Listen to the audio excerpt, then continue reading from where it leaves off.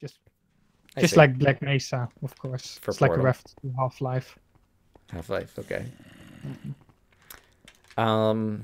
Yeah, and this is... I feel like this is the most traditional style of dungeon.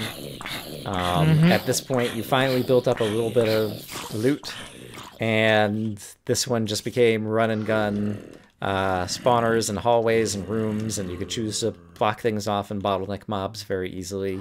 And it was flat, and so if you had any speed potions, you could use them very effectively. And yeah, it was just kind of a fun break from some of the other more difficult dungeons that there had been so far, in my opinion. And this is especially because the other ones are kind of more natural based. Well, Arid Heights not really, but this one is really just a structure.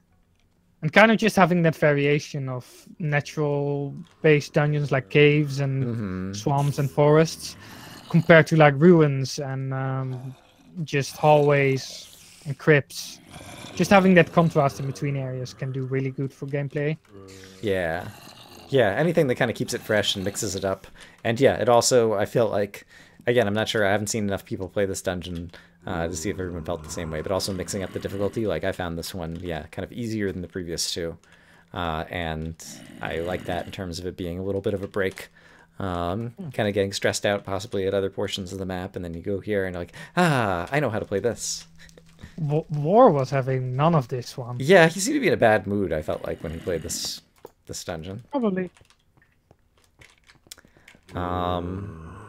Yeah, and I just started watching, I guess, like, Kit just aired an episode today where he was going through this dungeon. He was making some progress as well. Yeah, just kind of a resupply chest. That's very nice.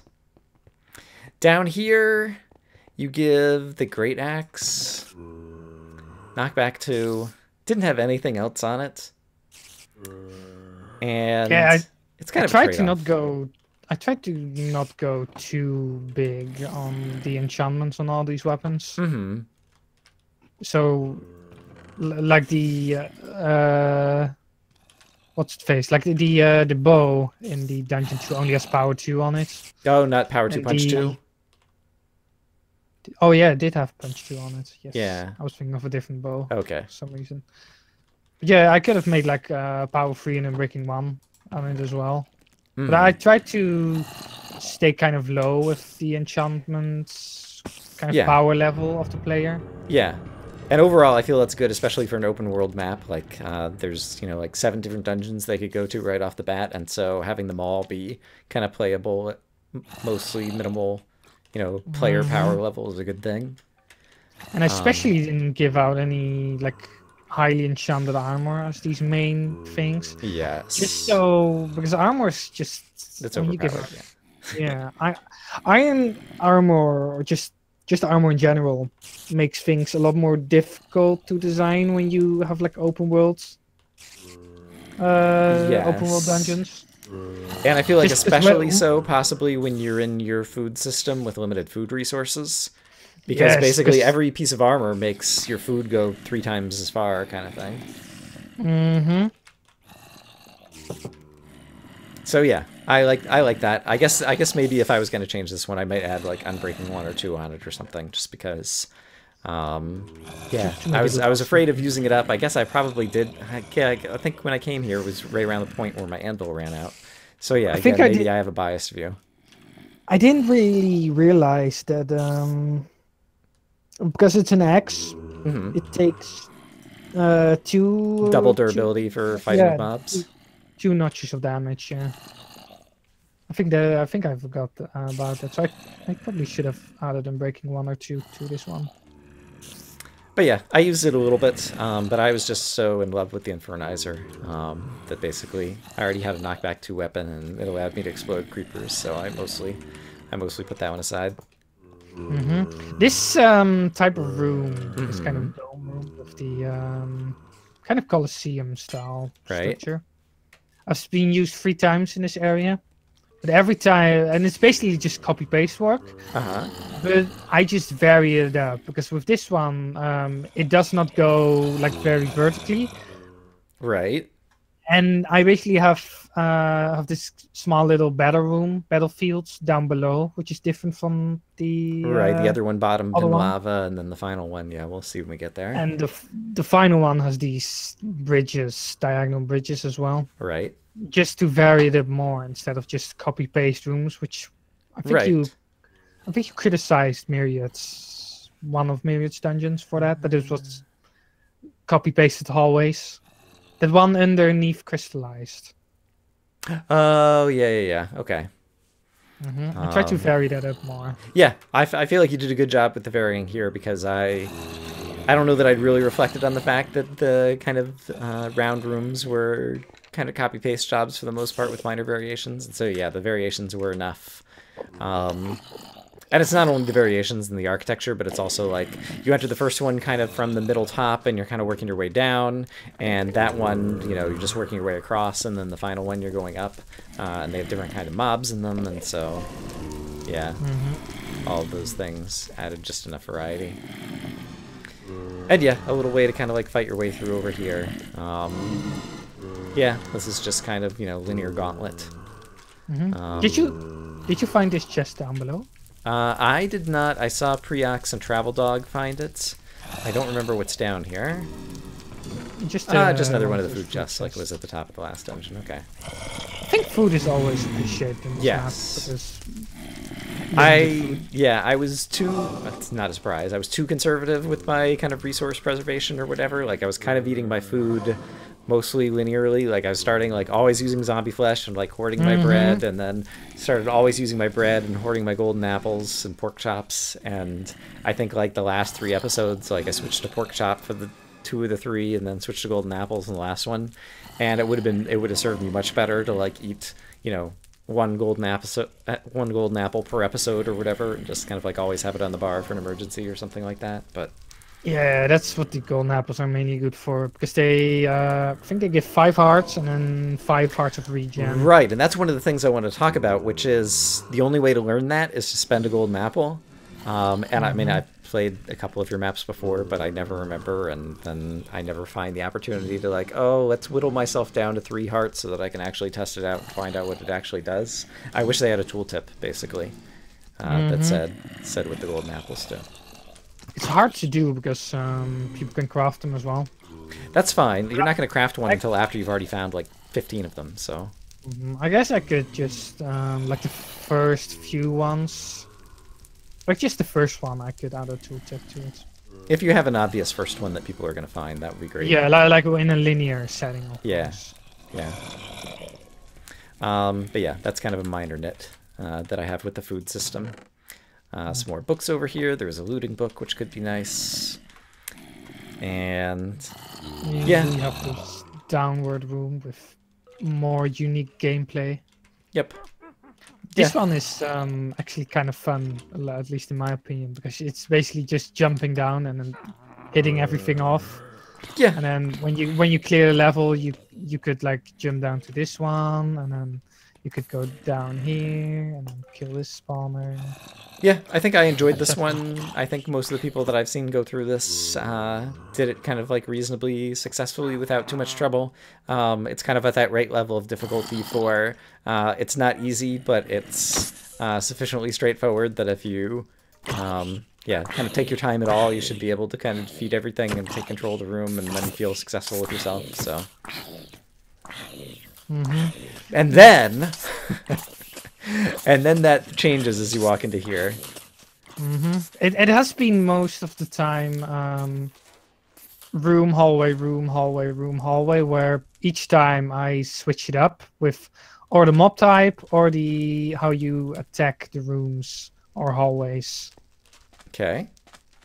Because the first room was this very vertical one. Then you had the zombie rooms, which is basically like this one. Right.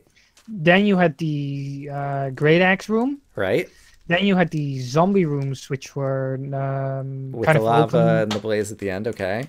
And then you had that vertical and then one. you had a downwards vertical room. And then you have this is the zombie hallway kind of thing again, but now it's creepers instead of zombies. And then I think are there witches in here as well, or is it just all creepers? No, this is all creepers. Okay, couldn't remember. I just remember it being difficult. Yeah, I think maybe when I came in here, maybe I like had a natural witch spawn or something. Probably. Yeah. And I think there was a potion chest in here. Yeah, those potions. And then were these just different potions as well? Yeah. And yeah, then this room, I know you've made a change over here already. When I played the map, there were no signs.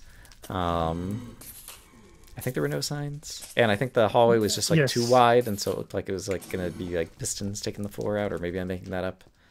In any case, it looks like a trap, but now there's signs that say dig. It's the awkward long hallway that does that, and also it's lit up. So it's right. Like, oh, yeah, I'm not trusting this. I know the guy that made this map. Screw that guy.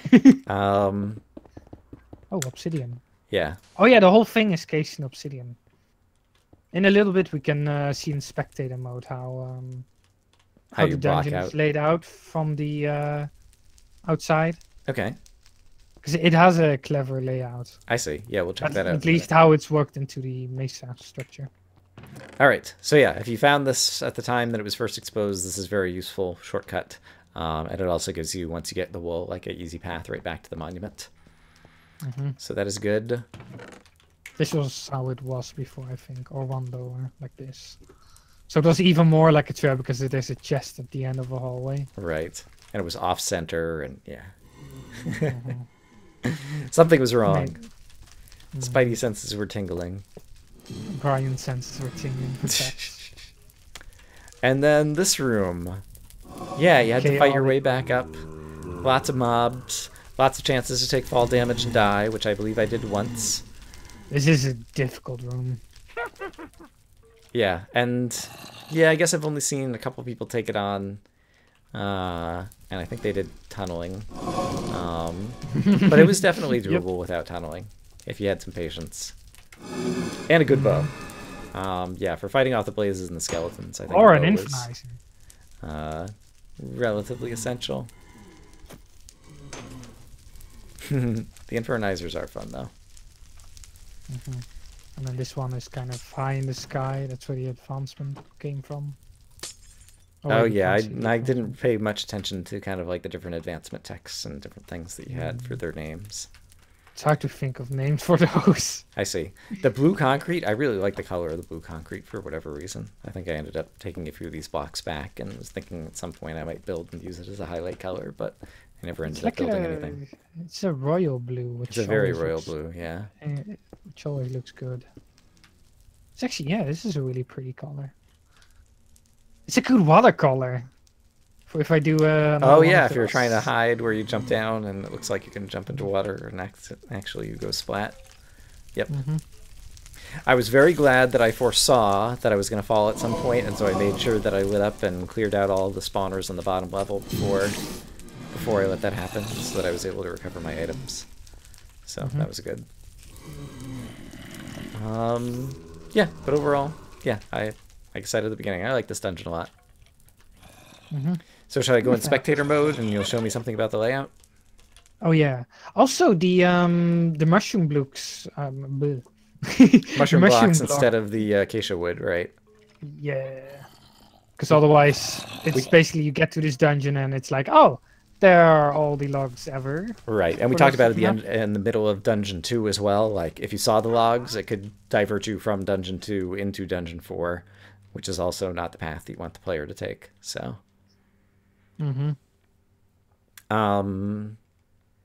yeah, and unfortunately, it only gave you brown mushrooms, and so, yeah, it seemed like red mushrooms were always the ones in short supply. But I didn't use much mushroom stew anyway, because the non-stacking food I'm not that fond of.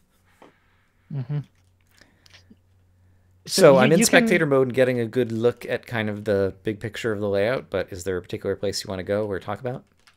Not just in particular, but just the general layout. I like how it kind of follows the outer terrain of the mesa as well. I see. Let me back out so that I can see the outside of the mesa. Oh, wow. Interesting. I guess I didn't realize... We're almost up here by the water bucket way up here, aren't we? Or no? I originally wanted to make this go even higher. I thought the dungeon was dragging on for too long. I see.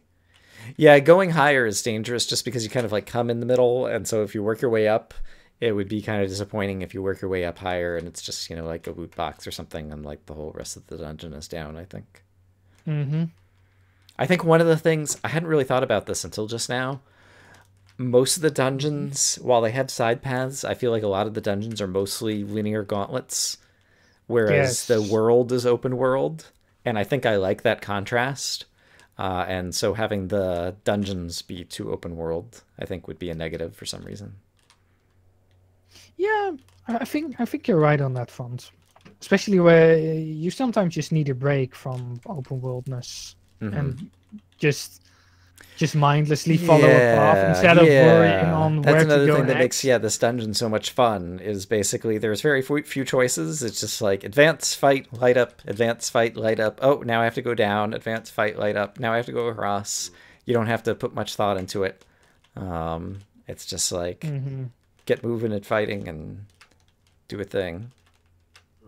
Mm-hmm. That's a good thing you said that actually, because I didn't really think about it like that about Wow. the linear dungeon. And so the loot box of this is almost right under the end of the train tracks that we took a look at. Mm-hmm. And I'm it's basically just encased in I think like 2 or 3 obsidian blocks. Yep, a couple of obsidian. I was just thinking, I don't think I'll ever like actually do like a proper speed run of this map, but yeah, if you wanted to, like, yeah, that's an easy way to get to that wall. I mean, it's easier probably to get to, well, to use the one shortcut. The one I shortcut through them know, all. because then you have to, the shortcut brings you to the bottom of this room, whereas this brings you right to the wool box. Yeah, okay, okay. I guess Yeah. you could do this last. The obsidian. Yeah, I mean, wait until you have the diamond pickaxe, definitely. Yeah. Yeah. I haven't thought enough about the rest of the routing in the entire map, but that definitely seems doable in any case. Mm-hmm. I couldn't resist adding this shortcut because it's just so close, kind of to an easy way to the monument. Mm-hmm. So that's one of those things. And I think 3-2 said this as well. Is it's nice at the end of a dungeon instead of having to walk back through the whole thing, Right. just give the player a way back to the beginning of the dungeon or just outside. Mm-hmm. I think most RPG games do this, like World of Warcraft, Skyrim, etc. And I guess I hadn't realized it. I think I usually play on render distance 12. When you're coming out here in realms at render distance 10, well, now it's staying loaded. Originally, I Uh, wasn't seeing the monument when I first mhm. came up the Chunks ladders in the stay shortcut. loaded. Chunks stay loaded is the thing. I see. So it is just at a distance, but there is this house here.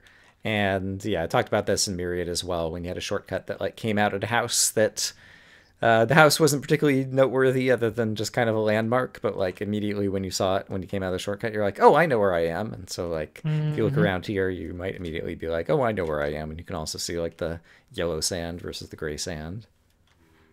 That's very important as well. Like the while you have this big valley, the valley, yeah, while you have the big canyon, Mm. the whole area is divided into smaller sections, Can you go which back into creative also, mode? Sorry. oh, sure, which are also divided into smaller sections, like the small bowel. You have the dungeon free stuff. Mm-hmm. Just so you always kind of know where you are. Because Right. just straight up getting lost in a map like this isn't that fun. Right. So kind of knowing where you are, or giving the player a chance to know where he is Yes. a good idea.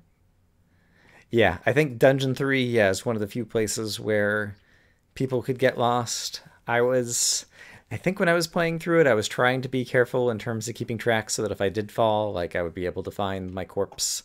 Because I did see some other folks, yeah, kind of inventory wiped because they would have been able to get back to their stuff if they knew where it was. Oh, there you are. But it's easy to get kind of turned around over there. Lost But, you for a moment. oh yeah. But apart from that and the rest of the map, yeah, I feel like kind of always knew where you were because things look sufficiently different. Hmm. Um, Okay. Oh yeah, we have the trap up here. Let's see. I don't remember what trap you're speaking of. So. I think you Oh went. yeah, the iron. I died to it, but I didn't lose my stuff because I put my stuff in a chest before I Yeah, went you up here. didn't make it from this. Yeah, and this is the ladder again that you. There were actually two zombie spawners here that you have probably seen in other I people's didn't Let's particularly Play. remember them, but I didn't remember that they weren't here in mine either. Mhm. Like I just I remember, oh, tried to there's make it light. even more obvious that it's like, oh, there's nothing here, and you just got this stash of iron with lights and a nice ladder up. Like this should have, especially this block should have been obvious. Like, hey, Right, you're gonna have a bad time if you break this. right. And I saw at least one person, I think it was War, who was like, okay, I better clear it out. Oh, there's the TNT. And I Hmm. forget, is it your policy in maps these days to never have prime TNT? No, Okay. I like the mind trickery of giving out normal TNT. And then what I could even do is like people are like, oh, this is not primed, let me just break it. And then I could put a pressure plate behind it like this. Right. So that when they break it, It might the fall on the block pressure could plate, and if you weren't in creative yada mode, yada. destroying it. Yeah. Have a bad day, die, die, die. That's the Right. part. But in any case, yeah, this was definitely it sets off your spidey senses, and so you should be expecting a trap, and I was, but I didn't open up the ladder well enough, and I got hung up on the ladder and blew up. Oh, there actually was a pressure plate Oh, good for you. right here. Was it underneath the iron block, or? No, No, that's that was right an here. observer, right? Yeah. Yeah, that's the observer. Yeah. Okay. So if you checked right here, you would have seen the observer. I see. You probably went down even more and then gotcha.